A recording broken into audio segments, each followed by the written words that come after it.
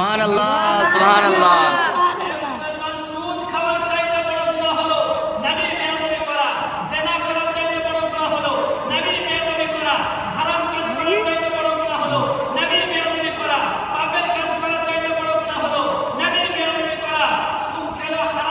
টাকাতে ধরো ক্লিয়ার জানা আছে একটু সুরা করো।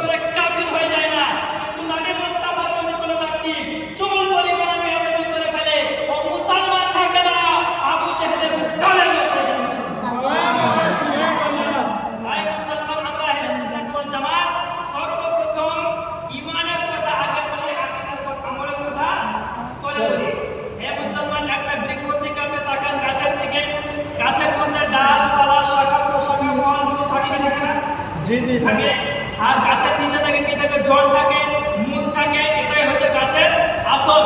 যদি আপনি গাছের পাতা ছিঁড়ে ফেলেন গাছ বাঁচবে কি বাঁচবে? বাঁচবে। যদি গাছের আপনি ফল পেড়ে নেন গাছ বাঁচবে। যদি গাছের ডাল শাখা কেটে দেন গাছ বাঁচবে।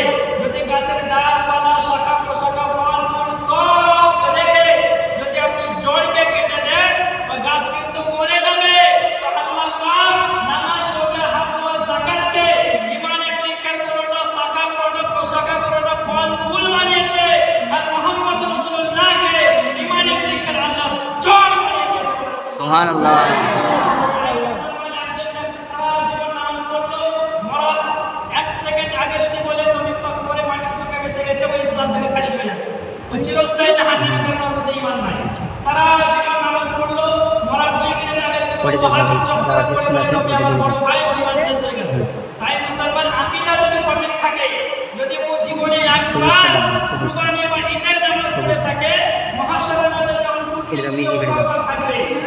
আকীদা খারাপ হয়ে যায় নামাজ রোজা হজ যাকাত যতই করো মসজিদ থেকে বেরোতে বেরোতে তার পানি শেষ হয়ে ওই ব্যক্তি জাহান্নামে যাবে। জি জি ইমান কি কথা বলে কথা বুঝতে পারছেন না?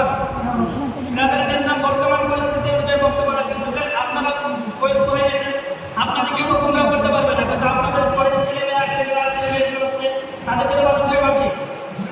ইসলাম ঈমান के जिनिस मेरे ईमान इमाम इसको मोहब्बत करते अल्लाह की सरदा व कदम शान है ये इंसान नहीं इंसान और इंसान है ये कुरान का ईमान बताता है इन्हें और ईमान ये कहता है मेरे जान है।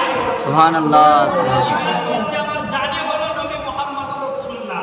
এ মুসলমান আসল করে একটা দলিল নেই কারণ বর্তমান ফিতনা পরিস্থিতি এক কথা বলছে এটা তার মনে বলছে এটা এক কথা করো আর এক কথা ছাড়ো এক মনে বলছে দরুদ পড়ো আর এক মনে বলছে দরুদ ছাড়ো এক মনে বলছে মিলাদুন নবী পালন করা যায় আর এক মনে বলছে মিলাদুন নবী পালন করা বিদআত। সবাই কি বলবো? জি যুবক সাধারণ ছেলেগুলো যুবক বাপজিরা আমার টেক্সটে পড়ে আছে দেখছো ওই মন্দির মুখে দাঁড়িয়ে আছে এর মুখে দাঁড়িয়ে আছে ওর মাথায় টুপি আছে এর মাথায় টুপি আছে যাবো এখানে শেষ পর্যন্ত ফায়সালা না পেয়ে বলে এই মৌলবীরা দুনিয়াটাকে ধ্বংস করলো এই মৌলবীরা ঝামেলা সৃষ্টি করছে বলে কি বলবো?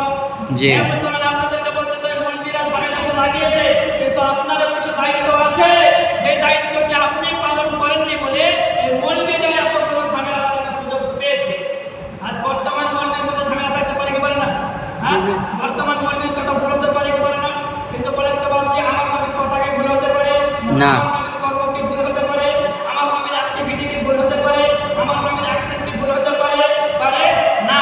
যখন কোনো কাজ আমরা করব ইসলাম শরীয়তে তো দেখুন নবী পাক করেছে কি করেনি যদি নবী থেকে প্রমাণিত হয় সাহাবা থেকে প্রমাণিত হয় তার পক্ষে পুরো দুনিয়ার লোক তো দূরের কথা নিজের বাপ যদি নিষেধ করে যে বেটা এই কাজটি করা যাবে না আমরা শুনবো না কারণ একজন প্রিয় মুসলমান হতে গেলে নিজের বাপ মা পুরো দুনিয়াকে ছেড়ে দিয়ে আপনাকে নবীর হাদিসের দিকে আসতে হবে আর স্লোগান লাগাতে হবে দয়ার নবী যেই দিকে আমরা আছি সেদিকে। বেশাক বেশাক সুবহানাল্লাহ। আমি একটা করে দলিল দিচ্ছি মিলাদুন নবী তারপরে যদি কারো প্রশ্ন থাকে চেষ্টা করে আপনি করবেন। এ মুসলমান আপনাদেরকে বলতে চাই মিলাদুন নবীতে খুশি পালন করে করি না? জি যাবে কি যাবে না খুশি পালন করা? উদান পবিত্র কোরআন শরীফ আপনার পারা নাম্বার 11 কথা বলতে হবে রাত হয়ে গেছে না হলে আপনার বন্ধু ঘুমাচ্ছে না টাকা মাটা করে বলছে ওই ব্রাদার ইসলাম পারা নাম্বার 11 অর্থাৎ 11 সূরা ইউনূস আয়াত নাম্বার 58 নম্বর আয়াত ব্রাদার ইসলাম এখানে আল্লাহ পাক বলছেন কুল বিফাদলিল্লাহি ওয়া বিরহমাতিহি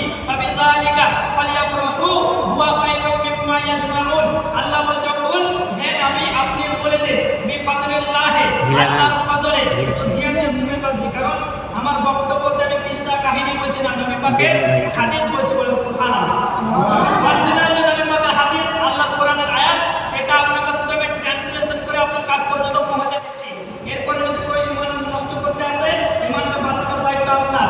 এই মুসলমান ভালো করে লক্ষ্য করুন, আল্লাহ কোরআনে বলছে, মেহবুব আপনি বলে দিন, পৃথিবীর মানুষকে জানিয়ে দিন, তারা যেন আল্লাহর ফজল, আল্লাহর রহমত সেইটার উপরে ফালিয়াফরাহু, তারা যেন খুশি পালন করে, বলেন সুবহানাল্লাহ। মুসলমান খুশি পালন করলে কি হবে? আল্লাহ পাক আগে ইরশাদ করেছেন, হুয়া খায়রুম মিম্মা ইয়াজমাউন, তারা জীবনে যত কিছু ইনকাম করেছে, যত কিছু জমিয়েছে, তা অপেক্ষা বেশি লাভবান হবে, বলেন সুবহানাল্লাহ। সুবহানাল্লাহ। আল্লাহ কি বললেন? আল্লাহর রহমত খুশি পালন করতে কিসে কথা বলে? আল্লাহর রহমত। আল্লাহর রহমতটা কি ভাবছি? কেউ বলবে চাঁদ আল্লাহর রহমত, কেউ বলবে সূর্য আল্লাহর রহমত, তাই তো? মুসলমান কিন্তু সব চাইতে বড় রহমতটা কি? মুসলমান সব চাইতে বড় রহমত আল্লাহ পাক কোরআন শরীফ সূরা আম্বিয়া আয়াত নাম্বার 107 এর মধ্যে ইরশাদ করেছেন, ওমা আরসালনাকা ইল্লা রাহমাতাল লিল আলামিন। আল্লাহ বলেন, মেহবুব আমি আপনাকে গোটা বিশ্ব কায়নাতের জন্য, গোটা বিশ্ব জগতের জন্য, ইহকাল এবং পরকালের জন্য রহমত করে প্রেরণ করেছেন। সুবহানাল্লাহ। রহমতটাকে আল্লাহর নবী আব্দুল্লাহ ইবনে আব্বাস রাদিয়াল্লাহু তাআলা আনহু তাফসীর ইবনে আব্বাসের মধ্যে লিখতেছেন যে ইলম বলতে, ইলম আপনার ফজল বলতে জ্ঞানকে বোঝানো হয়েছে, আর রহমত বলতে আমার শাহেনশাহে জিবাকার, মাদানী কা তাজদার, নবী ও কা সরদার, দোনো জাহানকে মালিক ও মুখতার বিশ্ব নবীকে বোঝানো হয়েছে। সুবহানাল্লাহ। মুসলমান তো কোরআন বলছে আল্লাহর রহমতে খুশি করো, আর হাদিস আবার কোরআন বলছে যে নবী হচ্ছে আল্লাহর রহমত, নবী হচ্ছে আল্লাহর অনুগ্রহ, নবী হচ্ছে আল্লাহর করুণা, আর নবীর আগমনে খুশি পালন করার দলিল পবিত্র কোরআনের মধ্যে আছে। সুবহানাল্লাহ। কোরআন কোরআনের মধ্যে আছে। ঈদের সাথে ইসলাম জি কুরবানির খুশির দিন কে দিয়েছেন? নবী পাক দিয়েছেন। কিন্তু মুসলমান জুমার দিন, খুশির দিন, ঈদের দিন, কিন্তু মুসলমান কোরআন শরীফের মধ্যে ঈদের খুশি করতে কোরআন বলেনি, জুমার খুশি করতে কোরআন বলেনি, আরাফার খুশি করতে কোরআন বলেনি, কিন্তু নবীর আগমনে খুশি পালন করার কথা স্বয়ং আল্লাহ বলেছে, বলেন সুবহানাল্লাহ।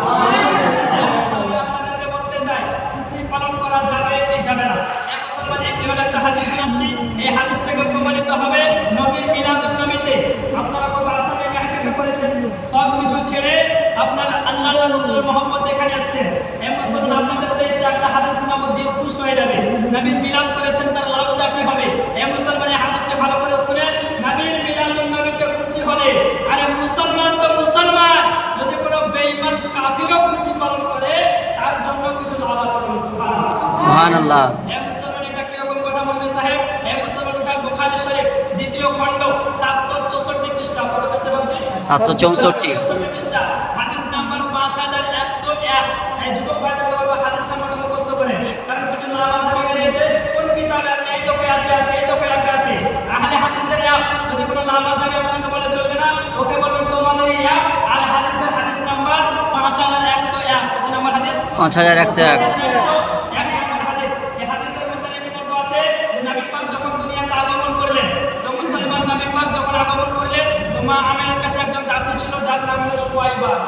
সোয়াইবা। নবী পাক যখন দুনিয়াতে আসেন, নবী আমার শরীরে তেল লাগানো অবস্থায় পৃথিবীতে এসেছিলেন, আপনার চোখে সুরমা লাগানো অবস্থায় পৃথিবীতে এসেছিলেন, কাপড় পরিধানকৃত অবস্থায় পৃথিবীতে এসেছিলেন, আর খাতনা হওয়া অবস্থায় নবী পৃথিবীতে এসেছিলেন। সুবহানাল্লাহ। নবী পাক দুনিয়াতে আসেন, সেই সময় আমার আমিনার কাছে একজন দাসী ছিল, যার নাম হলো সোয়াইবা। আপনি সোয়াইবা দৌড়তে দৌড়তে আবু লাহাবকে এসে বলে, আবু লাহাব তোমার জন্য একটি খুশির সংবাদ এনেছি, তোমার জন্য একটা আনন্দের সংবাদ এনেছি। আবু লাহাব বলে, সোয়াইবা এখন না দিন না রাত, এই সুখে সাদিকের সময় কি খবর তুমি নিয়ে এসছো? সোয়াইবা বলছে, আবু লাহাব তোমার যে ভাই আব্দুল্লাহ ইন্তেকাল করেছেন, সে আব্দুল্লাহর ঘরে আজকে পুত্র সন্তান প্রসবিত হয়েছে। সুবহানাল্লাহ। সুবহানাল্লাহ। সুবহানাল্লাহ। মুসলমান পুত্র সন্তান প্রসবিত হয়েছে। আবু লাহাব দেখলো ভাই মারা গেছে, ভাইয়ের বংশকে উজ্জ্বল করার জন্য ভাতিজা চলে এসেছে, সুতরাং আমার ভাইয়ের বংশ বন্ধ হবে না। এই মুসলমান ভাতিজা মনে করে, আবু জাহেলের মতো পাকা কাফির নবী মনে করে নয়, রাসূল মনে করে নয়, পয়গম্বর মনে করে নয়, ভাতিজা মনে করে, ভাইয়ের ছেলে মনে করে দাসী সোয়াইবাকে আজাদ করে দিয়েছিল। সুবহানাল্লাহ। আর সুয়াইবা যখন আজাদ করে দিল সুয়াইবাকে আবু লাহাব মারা গেল। তার বংশের একজন ব্যক্তি যার নাম হলো হযরত আব্বাস। কি নাম? আব্বাস। ইবনে আব্বাস।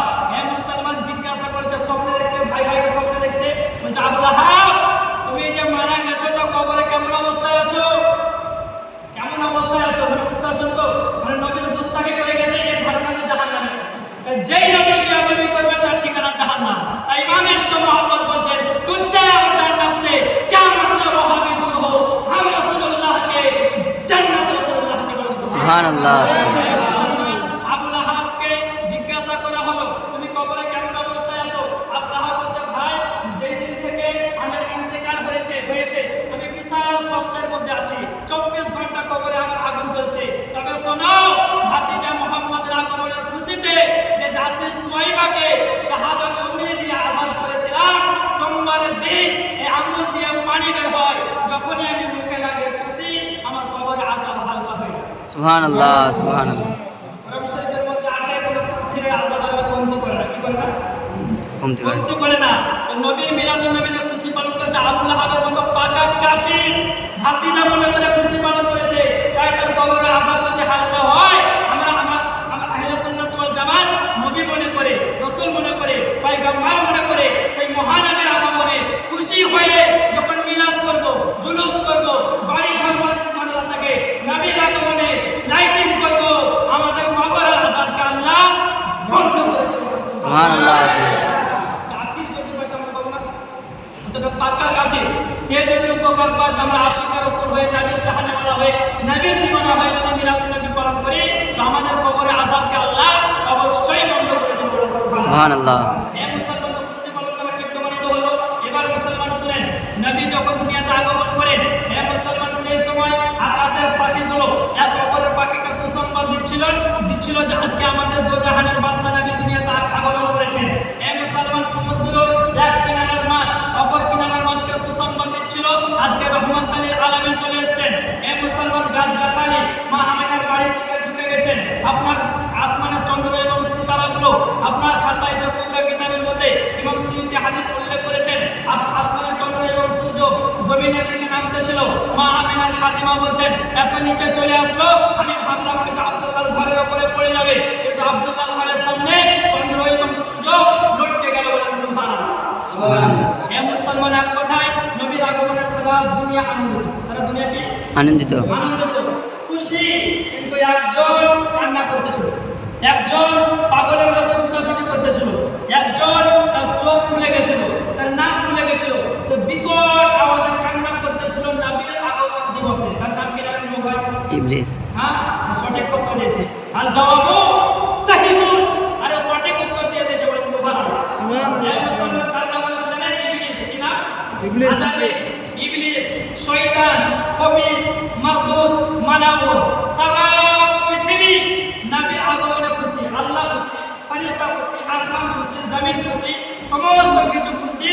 আর ইবলিস শয়তান কান্না করতেছিল। হে মুসলমান, ইবলিস শয়তান বিকট আওয়াজে কান্না করতেছিল। আজকে আপনি দেখেন, আজ মাগরিবের আওয়াজ পুরো পৃথিবীতে মিলাদুন নবী হচ্ছে না? জি। আজাজিল, ইবলিস, শয়তান, খবিসের দলের যারা লোক তাদের আত্মার মাথা ব্যথা। কিন্তু আপনাদেরকে আমি বলে দিচ্ছি মুসলমান, এই আজাজিল, ইবলিস, খবিস, শয়তানের দলের লোক যারা বলে মিলাদুন নবী করতে হবে না, মিলাদুন নবীর প্রতি বেদাতের ফতোয়া দেয়, এদের আপনার সুন্নি জামাতের সামনে ফেস টু ফেস বসে মোকাবেলা করা সম্ভব নয়। তবে ঘরের ভিতরে দরওয়াজা বন্ধ করে ফেসবুকে লেখাটা সম্ভব। তাই মুসলমানদের কাছ থেকে ইমান বাঁচাবেন। এ মুসলমান, আপনাদেরকে বলতে চাই মিলাদুন নবী পালন করা নাজায়েজ নয়, বেদাত নয়, হারাম নয়, শিরক নয়, অবৈধ নয়। নবীর আগমন দিবসকে পালন করা হলো মুহাম্মদুর রাসূলুল্লাহ সাল্লাল্লাহু আলাইহি ওয়াসাল্লাম। সুবহানাল্লাহ। যেটা হবে না সুবহানাল্লাহ। সুবহানাল্লাহ। মুসলমান নবী পাকের জন্ম দিবসকে নবী নিজেই পালন করেছেন। এই হাদিস ওয়াহাবীর চোখে পড়ে না, দেওবন্দের চোখে পড়ে না, লামাজাবের চোখে পড়ে না, গায়ের মুকাল্লিদের চোখে পড়ে না, হাত ঝাড়ুয়ার চোখে পড়ে না, পা ফাড়ুয়ার চোখে পড়ে না, শয়তানদের চোখে পড়ে না, কুফিরদের চোখে পড়ে না, মারদুদ মালাউনের চোখে পড়ে না। যে হাদিস আজও হাদিস শরীফের পৃষ্ঠার মধ্যে সর্বোপরি লিপিবদ্ধ আছে। বলেন সুবহানাল্লাহ। সুবহানাল্লাহ। হে মুসলমান, হাদিস পাবে কি করে? চোখে তো কাচের চশমা নিতে পাবে করে, কাচের চশমা নিতে হবে। হে মুসলমান, কাচের চশমার মধ্যে দেশে চশমা দিলে হবে না।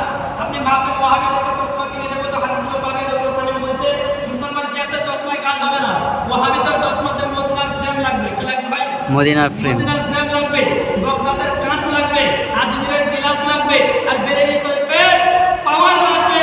তবে হারামগুলো হাদিসের কোরআন দেখতে পাবেন। সুবহানাল্লাহ। মুসলমান হাদিস খুঁজে পায় না, মুসলমান নোট করুন। আপনার মুসলিম শরীফ প্রথম খণ্ড 368 পৃষ্ঠা, কত পৃষ্ঠা ভাই? 368। মুসলিম শরীফ কোন কিতাব জানেন? বুখারী শরীফ নাম শুনেছেন?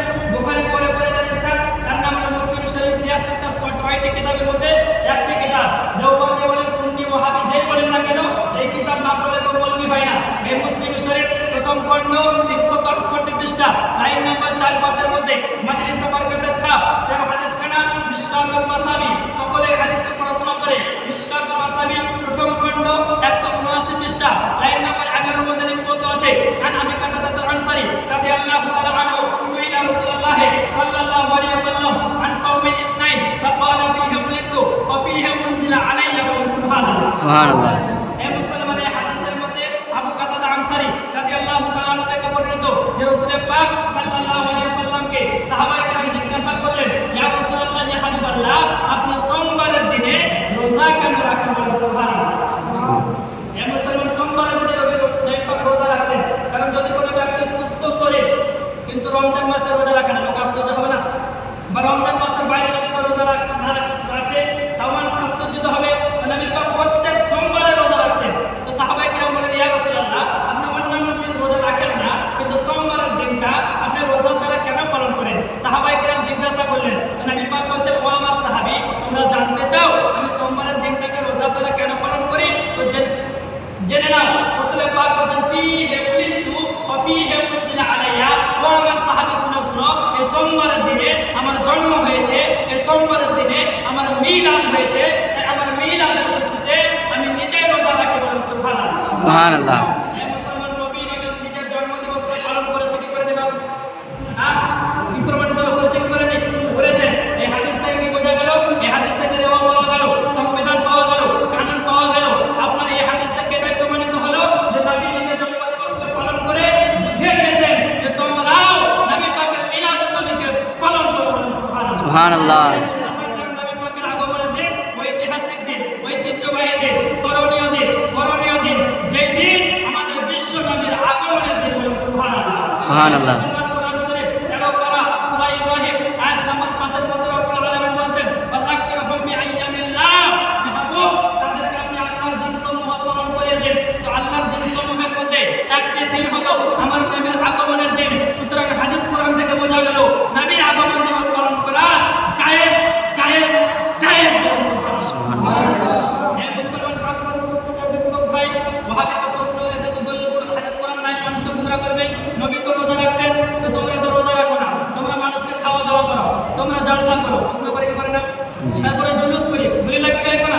কথা বলেন। এই মুসলমান এই সমস্ত দ্বারা পালন করা যাবে কি যাবে না? আমি আপনাদেরকে বলতে চাই, নবীর আগমন দিবস ইবাদতের মাধ্যমে পালন করা যায়, রোজার মাধ্যমে পালন করা যায়, মানুষকে খাওয়া দাওয়ার মাধ্যমে পালন করা যায়। আর নবী পাকের আগমন দিবসকে এই যে জলসা করেছেন, এই জলসা মিলাদ মাহফিলের মাধ্যমে পালন করা এটাও জায়েজ। এটা হলো নবী পাকের সাহাবাদের সুন্নাত। বলেন সুবহানাল্লাহ। সুবহানাল্লাহ। আদা সুন্নাত সাহাবাদের সুন্নাত। এই মুসলমান সাহাবী যদি করে আর ওয়াহাবী যদি না করে, আমরা কোন দিকে যাব? সাহাবীর দিকে।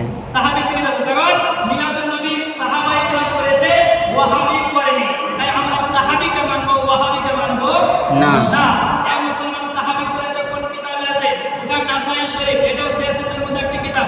এমন এমন কিতাব থেকে আপনাকে দলিল দিচ্ছি, এই কিতাব এমন কোনো মৌলবি নাই, এই কিতাব না কোনো মৌলবি হবে। বুঝতে পারলেন?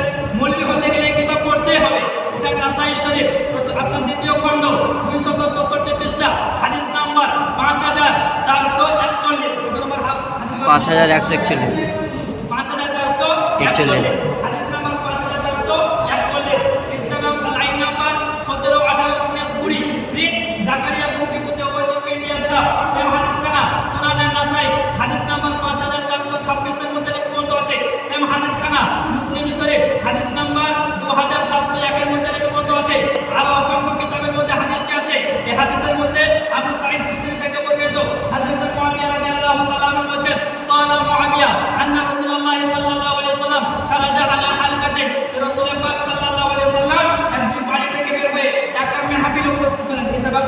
মাহফিলের মধ্যে মেহফিলে উপস্থিত হলেন। সেটা কিসের মেহফিল? ইয়ানি মিন আসহাবিহি, নবী পাকের সাহাবীদের মেহফিল। একটি মেহফিল চলছে, আলোচনার মেহফিল চলছে, সেই মেহফিলে নবী পাক উপস্থিত হলেন। উপস্থিত হওয়ার পরে বলছেন, মা আজলাসাকুম, ও আমার সাহাবায়ে কেরাম, তোমরা মেহফিলটি কেন করেছো? সুবহানাল্লাহ। কে বলছে? নবী নবী পাক বলছেন, ভালো করে শুনুন, সহিহ হাদিস। হে মুসলমান, প্রশ্ন করে যে জলসা করার কোন কিতাব আছে? হে মুসলমান, নবী পাক সাহাবায়ে কেরাম মিলাদ করলেন, জলসা করছেন, সেই জায়গায় নবী পাক উপস্থিত হলেন। উপস্থিত হওয়ার পরে বলে, ও আমার সাহাবায়ে কেরাম, মা আজলাসাকুম, তোমরা এই মেহফিলটি কেন করেছো? সাহাবায়ে কেরাম বললেন, ইয়া রাসূলুল্লাহ, ইয়া হাবিবাল্লাহ। নবী পাক সাহাবায়ে কেরাম বললেন, ইয়া রাসূলুল্লাহ, ইয়া হাবিবাল্লাহ, জালাসনা নাদউল্লাহ ওয়া নাহমাদুহু আলা মা হাদানা লিদীনিহি ওয়া মান্না আলাইনা বিকা।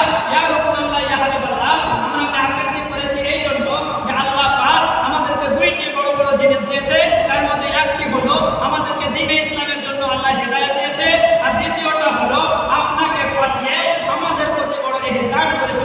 সুবহানাল্লাহ, সুবহানাল্লাহ। মান্না আলাইনা বিকা, সাহাবায়ে কেরাম বলেছে, ইয়া রাসূলুল্লাহ, আপনাকে পাঠিয়ে আমাদের প্রতি বড় ইহসান করেছে।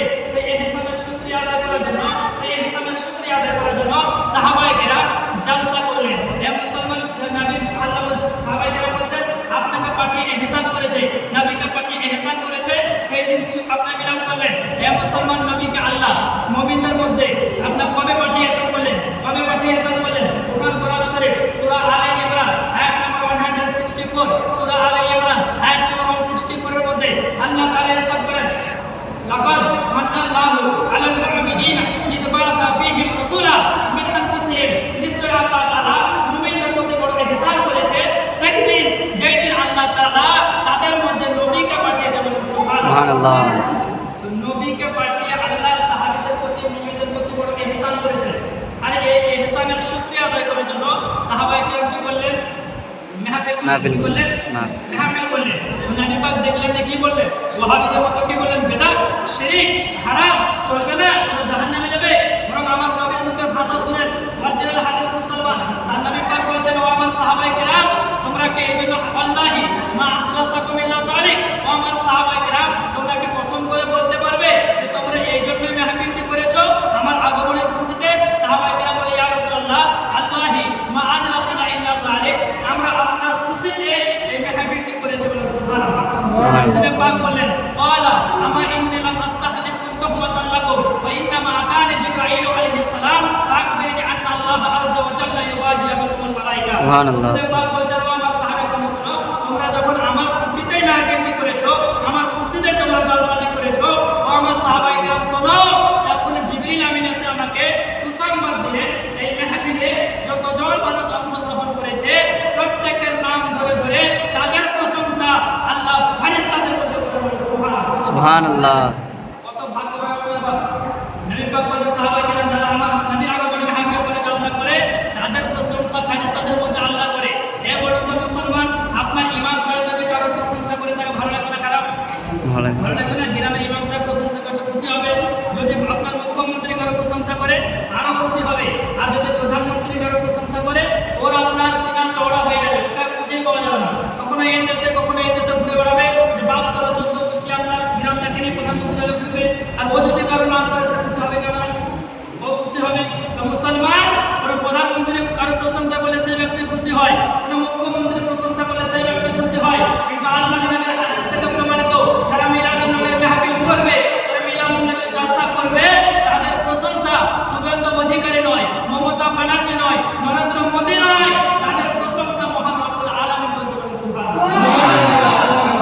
মিলাদুন নবী পালন করা, জলসা করা কি জানেন না? জায়েজ। মুসলমান তো না। এবার আয়াতের দিকে লক্ষ্য করেন, জলসা করা প্রমাণিত হলো, নবী পাক মিলাদুন নবী নিজেও পালন করেছেন, এটাও প্রমাণিত হলো। হে মুসলমান, আল্লাহ পাক কি বললেন? নবীকে পাঠিয়ে মুমিনদের প্রতি ইহসান করেছেন, করেননি? হে মুসলমান, আল্লাহ পাক কতকে দিয়ে ইহসান করেছেন? আসমানকে আমাদের মধ্যে সামিয়ানের মতো টাঙিয়ে রেখেছেন, এটা আমাদের মধ্যে আল্লাহ ইহসান করেছেন, করেননি? জি। জমিনকে বিছানার মধ্যে বিছিয়ে দিয়ে রেখেছেন, এটা হলো ইহসান। যার চোখ নাই তাকে জিজ্ঞাসা করবেন, ভাই তোমার চোখ নাই তো তোমাকে কেমন লাগে? ও বলবে, ভাই এর চোখ নাই, চোখ থেকে আমি অন্ধ, আমার ইচ্ছা হয় যদি আল্লাহ আমাকে এর থেকে মরণ দিয়ে দিলে তো আমি শুকরিয়া আদায় করব। যার চোখ নাই তার কত কষ্ট, সেই ব্যক্তি বলবে। তো এই চোখ আল্লাহ আপনাকে দিয়েছে টাকার জন্য। আল্লাহ কোন জায়গায় বলেননি বান্দা তোমার প্রতি ইহসান করলাম। যার কান নাই, কানে শুনতে পায়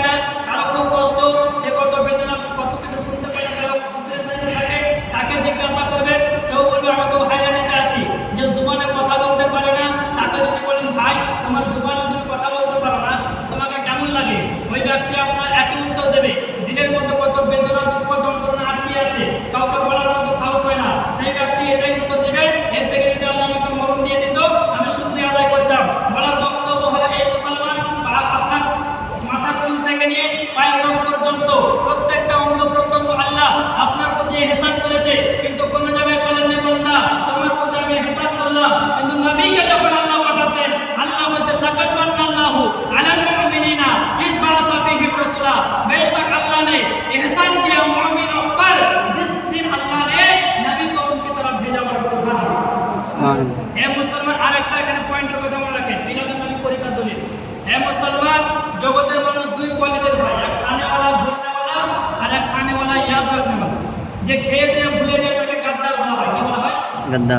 গাদ্দার বলা হয়। আর খাওয়ার পরে যে খিলানেওয়ালাকে স্মরণ রাখে তাকে বলা হয় ওয়াফাদার।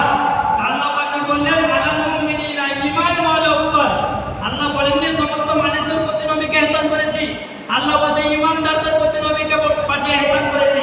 তো কি বুঝতে পারলেন? যারা ঈমানদার হবে তারা মিলাদুন নবী পালন করে আল্লাহর ইহসানের শুকরিয়া আদায় করবে।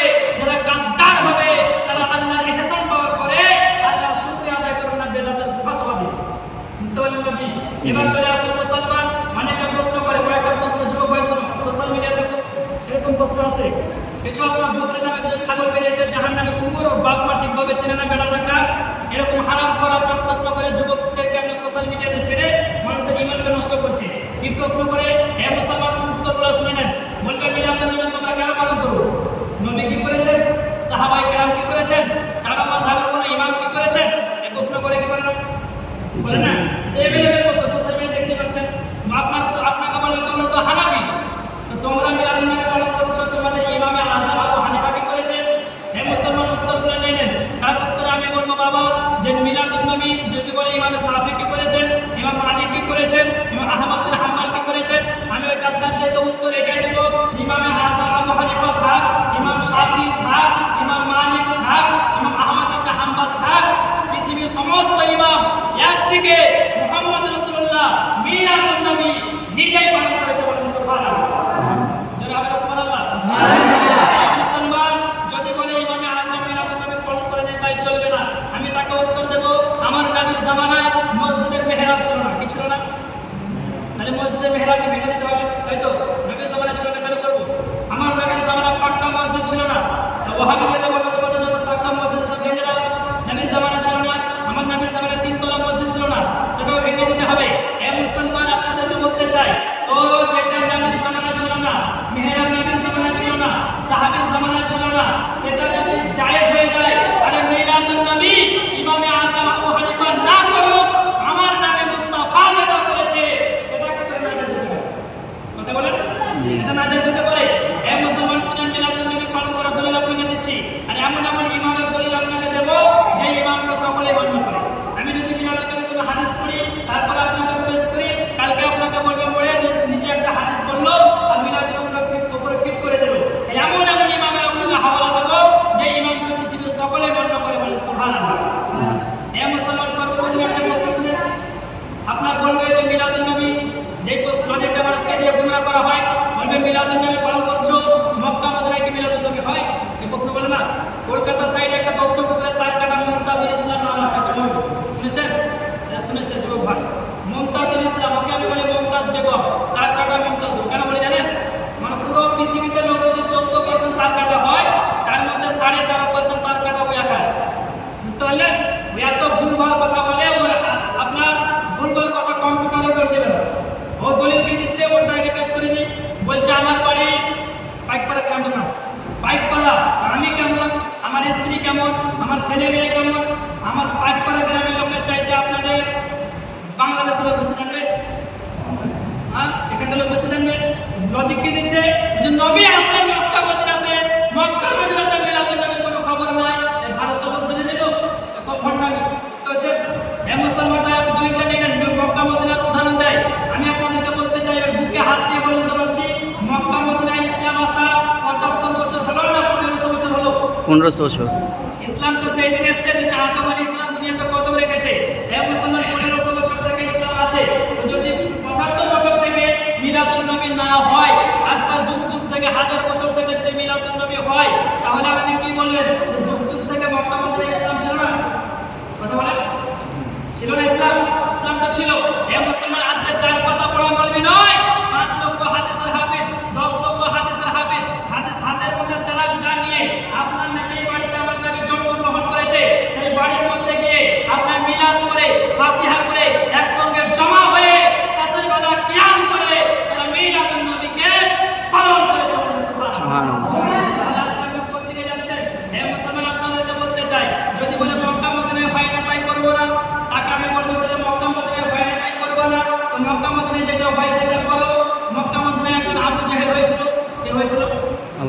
তাহলে তুমি আবু জাহেল হয়ে যাবে নাকি? মানে তোমার আব্বাকে আবু জাহেল বানিয়ে দাও, তোমার মাকে আবু জাহেলের স্ত্রী, তুমি আবু জাহেল বেটা, হয়তো হয়। ব্রাদার ইসলাম মক্কা মদিনা হামলা তো করো না, তো মক্কা মদিনা যেটা হয় সেটা করো। মক্কা মদিনা এখন বিয়ার বের হয়েছে, যুবক ভাই না হয়েছে হয়নি? হ্যাঁ, আমার বড় ভাই সৌদি আরবে থাকে, মুসলমান খোঁজ খবর নেই, বলে ওইখানে যেহেতু হারাম কাজ হচ্ছে, ইন্ডিয়াতে তো হারাম কাজ হয় না। হ্যাঁ মুসলমান, মক্কা মদিনায় বিয়ার বের হয়েছে, দোকান থেকে বিয়ার বিক্রি করো। মক্কা মদিনায় আপনার বাদশা সালমান খান শিল্পা সিদ্দিকে নিয়ে গিয়ে সৌদি আরবের মাটিতে সর্বপ্রথম সিনেমা হল উদ্বোধন করলো তাদেরকে ড্যান্স করিয়ে। তাহলে তুমি তোমার বাপ মাকে নাচো নাকি? আমরা জলসা করবো না, এক বছর শুধু গান দিয়ে দেবো, পরে পয়সা মিলে তোবা করবো, বুঝতে পারলেন? মুসলমান এরা হচ্ছে জাহিল মুসলমান। শয়তানের কাছে যখন দলিল থাকে না তখন আপনার দলিল তো পারে না, তখন সৌদি আরবে দেখাবে, কোথাকার ইহুদি বাপকে দেখাবে, কোথাকার খ্রিস্টান বাপকে দেখাবে, এই বলে মানুষের ঈমানকে নষ্ট করবে। কিন্তু মুসলমান শুনেন, আমাদের দলিল মক্কা মদিনা নয়, মক্কা মদিনার যে বাদশা মুহাম্মদ রাসূলুল্লাহ হলো সুন্নিদের দলিল। সুবহানাল্লাহ। আমাদের দলিল কি? মক্কা মদিনার বাদশা মুহাম্মদ রাসূলুল্লাহ। এই মুসলমান এবার আপনাদেরকে বলতে চাই, আপনাকে বলবে যে মিলাদুন নবী পালন করা, তো কোন কোন কিতাবে আছে শুনেন। বড় বড় ইমাম মুহাদ্দিস মিলাদুন নবীর মধ্যে জায়েজের ফতোয়া দিয়েছেন। তার আগে আপনাকে একটা কথা বলে দিই, যে বলবে যে বছরে ঈদ তো দুটি, আর একটা প্রশ্ন করে বছরে ঈদ কটি? দুটি ঈদ। আপনার ঈদুল ফিতর, ঈদুল আযহা, তো তোমরা 3 নাম্বার ঈদ কোথা থেকে পেলে? বলে কি বলে না? বলে কি বলে না? কথা বলে। আরে উত্তর দেওয়ার জন্য তো এসেছি, বলেন না? বলে না? 3 নাম্বার ঈদ কোথায় পেলে? এই মুসলমানটাকে আমি বলবো আপনার যদি বলে কোন কিতাবে পেলে, কোন ওয়াহাবি বলে, তাকে আমি বলবো তোমার বাপের কিতাব থেকে পেয়েছি। জীবনে হাদিস পড়েছো? জীবনে তো হাদিস চোখে দেখোনি। এই মুসলমান যদি দেখতে না পাও তো বেরেলি শরীফের সুরমা লাগাও। কি লাগাও? বেরেলি শরীফের সুরমা লাগাও। কারণ বেরেলি শরীফের সুরমাতে যে পাওয়ার, পৃথিবীর অন্য সুরমাতে ওই পাওয়ার নাই। সুবহানাল্লাহ। মুসলমান আদলা কানা বলে ঈদ কোটে কেউ বুঝে পায় না। এই মুসলমান ওখান সুনানে ইবনে মাজার মধ্যে হযরত আব্দুল্লাহ ইবনে আব্বাস থেকে হাদিস বর্ণিত। এই হাদিসের মধ্যে রাসূল পাক বলেন, জুমার দিন মুসলমানের জন্য ঈদের দিন। বলেন সুবহানাল্লাহ। জুমার দিন কি থাকে? ঈদের দিন। কথা বলেন, এই এক বছরে কয়টা জুমা আমরা পড়ি? 52টা। 5 10 2 52টি জুমা। তাহলে বহু বছরে 52টি জুমা, 52টি ঈদ, আর ঈদুল ফিতর, ঈদুল আযহা 52 দিয়ে 54। ওই 54টা ঈদ তো হাদিসে আছে। আল্লাহ তাআলা তুই কোথায় থেকে পেলি? কে শিখিয়েছে তোকে দুইটা ঈদ? এই মুসলমান হাদিস থেকে এলো 54টি ঈদ। আর সবচাইতে বড় ঈদ মিলাদুন নবী, এটা হলো সমস্ত ঈদের চাইতে বড় ঈদ। সুবহানাল্লাহ। এই মুসলমান এবার হাদিস শুনেন। সুনানে ইবনে মাজাহ হাদিস নাম্বার 1084। কত নম্বর হাদিস? 1084। 1084 নম্বর হাদিস। মিশকাতুল মাসাবি 120 নম্বর পৃষ্ঠার মধ্যে হাদিস। নবী আমার বলেন যে জুমার দিনকে ঈদের দিন বলা হয়েছে, এর কারণ হলো জুমার দিনে 5টি বৈশিষ্ট্য আছে। কয়টি? 5টি বৈশিষ্ট্য আছে। প্রথম বৈশিষ্ট্য হলো এই জুমার দিনে আদম আলাইহিস সালামকে সৃষ্টি করা হয়েছে। 2 নাম্বার হলো এই জুমার দিনে আদম আলাইহিস সালামকে দুনিয়াতে পাঠানো হয়েছে। 3 নাম্বার হলো এই জুমার দিনে আদম নবীর ইন্তেকাল হয়েছে। 4 নাম্বার হলো এই জুমার দিনে একদিন কিয়ামত সংঘটিত হবে। 5 নাম্বার হলো এই জুমার দিনে এমন একটা সময় আছে যেই টাইমে দোয়া করলে আল্লাহ দোয়া কবুল করে নেয়। সুবহানাল্লাহ। মুসলমান, তো এই 5টি বৈশিষ্ট্যের কারণে জুমার দিনকে ঈদের দিন বলা হয়েছে। এর মধ্যে 3টি কারণ হলো আদম নবীর সঙ্গে জড়িত, 3টি বৈশিষ্ট্য হলো আদম নবীর সঙ্গে জড়িত। 1 নাম্বার জুমার দিনে আদমের জন্ম। 2 নাম্বার জুমার দিনে আদমকে দুনিয়াতে পাঠানো হয়েছে। 3 নাম্বার আদম আলাইহিস সালামকে ইন্তেকাল হয়েছে। এই মুসলমান বলুন কলিজাতে হাত দিয়ে, জুমার দিনে আদমের জন্ম। এই জন্য যদি জুমার দিনকে ঈদের দিন বলে প্রতিষ্ঠিত যদি করা হয়, খুশির দিন যদি হয়, তো বলুন মুসলমান, যে নবী আমার আদমের নবী, সেই নবী যেদিন এসেছেন সেই দিনটা ঈদের দিন হবে না? কথা বলেন। জি হবে। আদম আলাইহিস সালাম যেদিন সৃষ্টি, সেই দিনটা যদি ঈদের দিন হয়, যে নবীর কারণে আল মুস্তাদরাক লিল হাকিম হাদিস নাম্বার 4228 এর মধ্যে হাযা হাদিসুন সহিহুল ইসনাদ, হাদিসটি হচ্ছে সহিহ। লাউলা মুহাম্মাদুন লামা খালাকতুকা ইয়া আদম, আল্লাহ বলছে হে আমার হাবিব, যদি আমি তোমাকে সৃষ্টি না করতাম, আদমকে সৃষ্টি করতাম না, লাউলা মুহাম্মাদুন মা খালাকতুল জান্নাত, হে মাহবুব, যদি আমি আপনাকে সৃষ্টি না করতাম, জান্নাতকে সৃষ্টি করতাম না, লাউলা মুহাম্মাদুন মা খালাকতুন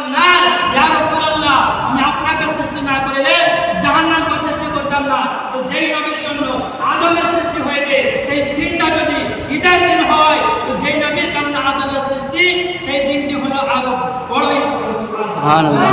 এই জন্য আমরা আহলে সুন্নাত ওয়াল জামাতকে বলি সমস্ত ঈদের চাইতে সবচাইতে বড় ঈদ হলো জশ্নে ঈদ মিলাদুন নবী। নবী। এ মুসলমান আরেকটা দলিল দিবে। এ মুসলমান উত্তরগুলো ভালো করে ক্যাপচার করেন, নাহলে আমরা ফোন করবেন না। এ মুসলমান আপনাদেরকে বলতে চাই, দুইটা যখন ঈদ করবে, দুইটা ঈদ কেন মনে রাখে জানেন? ঈদুল ফিতর, ঈদুল আজহা। ওরা বলে 3 নম্বর ঈদ নাই। কারণ হলো এই ঈদুল ফিতর যখন আসে ওয়াহাবি মতে ফিতরা পায়, কি পায়? ফিতরা পায়। আর ঈদুল আজহা কুরবানি যখন আসে তখন চামড়া পায়। আর জুম্মার দিন ঈদের দিন হাদিস করলাম, জুম্মার দিনে ওয়াহাবি ফিতরাও পায় না, চামড়া পায় না, আমি কথা হাদিসটা বলে গেছি। মানে কিছু যদি পায় তবে মনে রাখবে। ঈদুল ফিতরে ফিতরা পায় বলে আছে ঈদের দিন, ঈদুল আজহা চামড়া পায় বলে আছে। আপনার জুম্মার দিনে ফিতরা পায় না, চামড়া পায় না, সেই ঈদটা আজকে আপনার ফিতরা কোটা ঈদের দিন হয়ে যায়।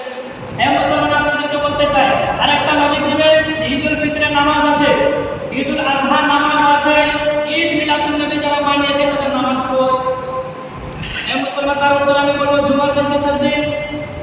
কথা বলেন। ঈদের দিন। জুমার দিন ঈদের দিন নামাজ আছে, ঈদের নামাজ আছে, ঈদের নামাজ 6 তাকবীরে হাত পড়ে তো আল্লাহু আকবার জানেন। ওই যে জুমার নামাজ, ঈদের নামাজ কই? হ্যাঁ মুসলমান যদি বলে ঈদের দিন নামাজ কই? জুমার দিনে নামাজ আছে, ঈদের দিনে নামাজ আছে, বাকরা ঈদের দিনে নামাজ আছে, ঈদ মিলাদুন নবীর নামাজ কই? আমি তাকে বলবো উঠাও কোরআন শরীফ সূরাতুল মাইদা 114 নম্বর আয়াত। ঈসা আলাইহিস সালাম দোয়া করেছে, রব্বানা আনজিল আলাইনা মাইদাতাম মিনাস সামাই তাকুনু লানা ঈদান। সুবহানাল্লাহ। সুবহানাল্লাহ। ঈসা আলাইহিস সালাম বলছে, আল্লাহ তুমি আকাশ থেকে খাবারের দস্তরখান পাঠাও, যেই দিন তুমি আসমান থেকে খাবারের দস্তরখানা পাঠাবে সেটা আমাদের জন্য ঈদের দিন হবে। কিসের দিন? আরে আসমান থেকে দস্তরখান আসবে, সেটা যদি ঈদের দিন হয় তো দস্তরখান দেনেওয়ালা মুহাম্মদ রাসূলুল্লাহ যেদিন আসবে সেই দিনটা ঈদের দিন হবে না? এ মুসলমান অবশ্যই ঈদের দিন হবে। এ মুসলমান আপনাদেরকে বলতে চাই, যদি আসমান থেকে দস্তরখান আসে সেই দিনটা ঈদের দিন। ঈসা আলাইহিস সালাম বলছে যেদিন দস্তরখান আসমান থেকে আসবে, যেদিন থেকে আকাশ থেকে খাবারের খামচা নামবে, সেটা যদি ঈদের দিন হয় তো খাবার দেনেওয়ালা মুস্তাফা যেদিন আসবেন সেটাও ঈদের দিন হবে। পৃথিবীর সমস্ত ওয়াহাবি, নামাজি, দেওবন্দি আমার কিয়ামত পর্যন্ত চ্যালেঞ্জ, তুমি যদি বাপের বেটা হও, ঈসা আলাইহিস সালাম বলছে আসমান থেকে খাবার পাঠাও, ঈদের দিন হবে। এই ঈদের নামাজ পড়ে কারণ দেখাও। 14 মুসলিম বলে জাহান্নামে চলে যায়, আমরা কিছু দেখাতে পারি না। কিন্তু কথা বলে কেন বলে? কারণ এই কথা বলে যদি না বলে তো ঈদের করে ফাইন পাবে না। গ্রামে ছিল ওয়াহাবি বাচ্চা, বাপ খেতে পারে না, তাকে ভিক্ষা করে বেড়াচ্ছে, আর বেটা 2 দিন হারামি টাকা মিসিং করে দিল। বুঝতে পারলেন তো? এগুলো বলবে তো এটা দিবাসন তৈরি হবে। এমন আপনাদেরকে বলতে চাই, আপনার তার জন্য সাহেব বুখারী ইমাম কাসতালানী রাহমাতুল্লাহ আলাইহি আওয়াহিবুল্লাহ দুনিয়া কিতাবের মধ্যে লিখছেন, তাদের প্রতি আল্লাহর রহমত, তাদের প্রতি আল্লাহর বরকত, যারা